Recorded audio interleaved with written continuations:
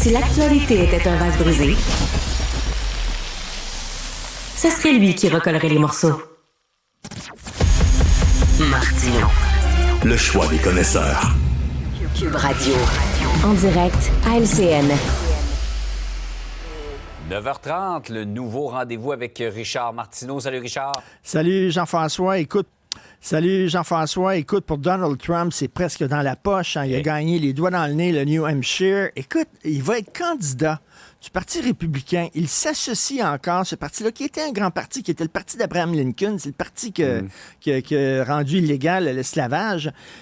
Ils vont encore s'associer à un gars qui a fraudé, qui a menti à répétition, qui a tenu des propos absolument épouvantables sur les femmes, qui insulte régulièrement ses adversaires, qui se fout des institutions démocratiques, qui a encouragé les extrémistes à commettre des actes de sédition, à entrer armés au Capitole. Et on dit « Hey! » C'est ce gars-là qui va nous représenter encore. C'est assez hallucinant, là. Et en là, fait, vraiment, Richard, un autre... c'est pas ils vont s'affilier à ce gars-là. Ce gars-là possède le parti politique. C'est littéralement tout ça. à fait. Ben tout à fait. Ils sont comme pognés avec lui, là. Ils ont fait un pacte avec le diable. Ils peuvent pas s'en débarrasser. Alors, ça va être un match Biden-Donald Trump. Ça veut dire, tu le veux où, ton coup de pied dans la face ou dans le derrière? Tu sais, c'est vraiment ça, là. Alors, c'est assez une façon déprimant. de le voir.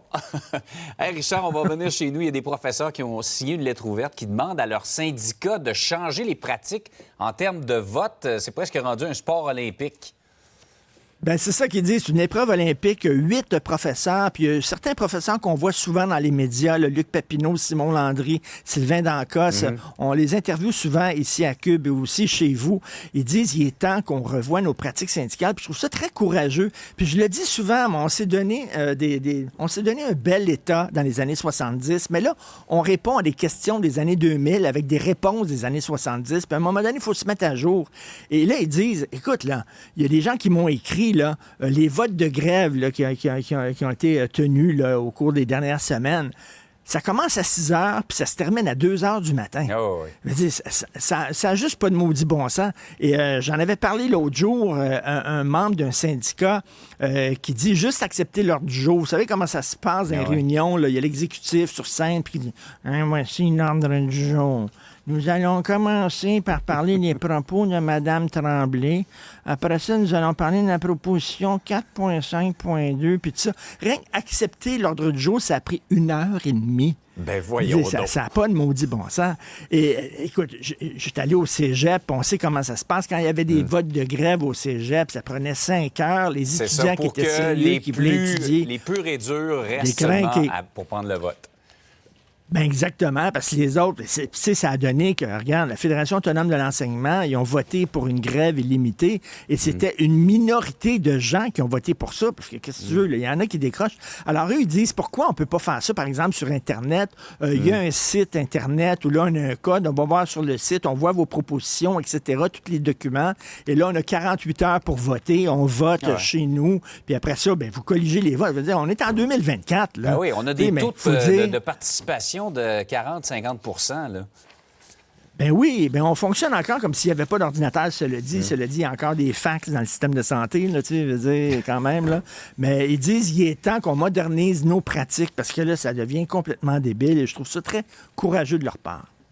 Par ailleurs, le recours à la loi sur les mesures d'urgence, là, il y a 2 ans exactement, qui avait été pris par le gouvernement pour enlever toute cette occupation du convoi de la liberté à Ottawa, ça a été déclaré illégal. C'était déclaré illégal et je suis assez ambivalent face à cette décision-là. Okay. D'un côté, effectivement, c'est vrai qu'il était mal préparé. Tu sais, la ville d'Ottawa, on le sait, le chef de police de la ville d'Ottawa avait 2 pieds dans la même bottine. Il aurait dû mettre des blocs de béton dans les rues pour empêcher justement aux manifestants de rentrer dans le centre-ville et d'occuper le centre-ville parce qu'ils savaient qu'ils s'en venaient, tout ça. Ils se sont pas préparés. Deuxièmement, c'est vrai que tu utilises cette loi-là en dernier recours. Vraiment, c'est la loi la plus sévère qu'on peut utiliser divisé au pays. C'est quand vraiment la sécurité du pays était en jeu. Là, on se dit, est-ce qu'on était vraiment rendu là? Est-ce que c'était la sécurité du pays était en jeu? Tu sais, c'était pas comme aux États-Unis où on est rentré au Capitole armé puis tout ça, où là, ça avait l'air d'un coup d'État. On n'était pas rendu là. Mais de l'autre côté, on nous dit, le juge Richard Mosley, il dit, c'était des actes qui n'engageaient pas, des activités qui n'engageaient pas, qui troublaient pas la paix. C'était pas susceptible de troubler la paix. Attends une minute, Parlez-en aux citoyens d'Ottawa et aux commerçants. Ben, qui ne pouvaient pas dormir, là, parce qu'il y avait pain toute la nuit. Les enfants pouvaient aller à l'école puis ils ne dormaient pas de la nuit. Les commerçants, ils ne troublaient pas la paix. Il y en a qui ont mis des saunas. Je veux dire, qui ont mis dans la rue des saunas, puis ils étaient là-dedans. Des bains tourbillons en plein milieu du centre-ville d'Ottawa, puis on nous dit que ça ne troublait pas la paix. Attends une minute, puis on dit oui, mais il aurait dû dialoguer avec ces gens-là. Écoute, il y avait des gens là-dedans, là. C'est difficile à dialoguer avec quelqu'un qui te dit que, tu sais, ton vaccin va donner le cancer et il y a des queues de souris qui vont te pousser dans les veines. Là, c'est assez difficile. Donc, je sais pas. En même temps, le gouvernement fédéral va faire appel à ça en disant on n'avait pas le choix. On aurait bien aimé dialoguer. C'était pas tous des coucous qui ont participé à ça. Non. Il y a des gens qui, effectivement, qui voyaient leur commerce, eux autres, qui fermaient à cause des mesures sanitaires, qui avaient de la difficulté, ils ont perdu leur job, ils ont perdu, on peut comprendre, mais il y en avait là-dedans aussi des coucous. Alors là, le gouvernement va faire appel, très hâte de voir ça, mais c'est une décision controversée, mettons. Absolument, on n'a pas fini d'en parler, parce que c'est sûr que ça ne se terminera pas là. Richard, passe une excellente journée.